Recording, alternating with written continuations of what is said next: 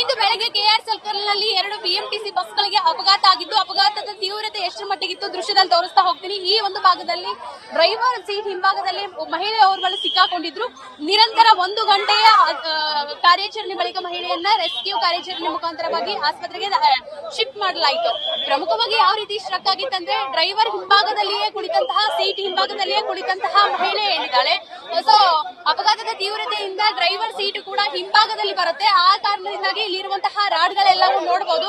ಈ ರಾಡ್ಗಳು ಕೂಡ ಒಂದು ಏಕಾಏಕಿಯಾಗಿ ಸ್ಟ್ರಕ್ ಆಗಿರೋದು ಒಳಭಾಗದಲ್ಲಿ ನೋಡಬಹುದು ಎಷ್ಟು ಮಟ್ಟಿಗೆ ಬಸ್ ಗುಜ್ಜಾಗಿದೆ ಅಂತ. ಸೊ ಅಷ್ಟು ಅಪಘಾತದ ತೀವ್ರತೆ ಇತ್ತು.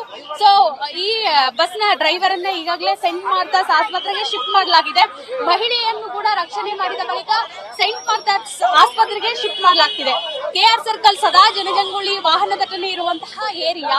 ಸೊ ಪಿ ಕಾರ್ಸ್ ಅಲ್ಲಿ ಅಪಘಾತ ಆಗಿರೋ ಕಾರಣದಿಂದಾಗಿ ಈ ಒಂದು ರೆಸ್ಕ್ಯೂ ಕಾರ್ಯಾಚರಣೆಗೂ ಕೂಡ ತುಂಬಾ ಸಮಯವನ್ನು ತೆಗೆದುಕೊಂಡಿತ್ತು. ಅಗ್ನಿಶಾಮಕ ಇಲಾಖೆಯ ಸಿಬ್ಬಂದಿಗಳು ಘಟನಾ ಸ್ಥಳಕ್ಕೆ ಬಂದು ಮಹಿಳೆಯನ್ನ ರೆಸ್ಕ್ಯೂ ಮಾಡಿದ್ದಾರೆ. ಅದಾದ ಬಳಿಕ ಈಗ ಬಸ್ ಅನ್ನ ಕೂಡ ನುಜ್ಜುಗುಜ್ಜಾದಂತಹ ಬಸ್ ಅನ್ನ ಕೂಡ ಇಲ್ಲಿಂದ ಸ್ಥಳಾಂತರ ಮಾಡಲಿಕ್ಕೆ ಮುಂದಾಗ್ತಾ ಇದ್ದಾರೆ.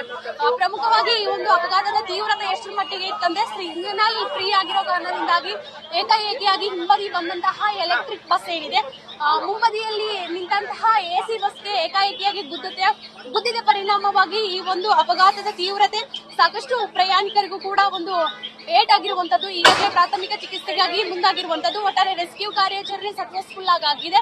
ಇನ್ನು ಬಸ್ ಅನ್ನ ಬೇರೆಡೆ ಶಿಫ್ಟ್ ಮಾಡುವಂತಹ ಕಾರ್ಯಗಳಾಗ್ತಾ ಇದ್ದಾವೆ. ಕ್ಯಾಮರಾ ಪರ್ಸನ್ ಪ್ರಶಾಂತ್ ಜೊತೆ ಸವಿತಾ ರಾಮಚಂದ್ರ, ನ್ಯೂಸ್ ಫಾಸ್ಟ್ ಬೆಂಗಳೂರು.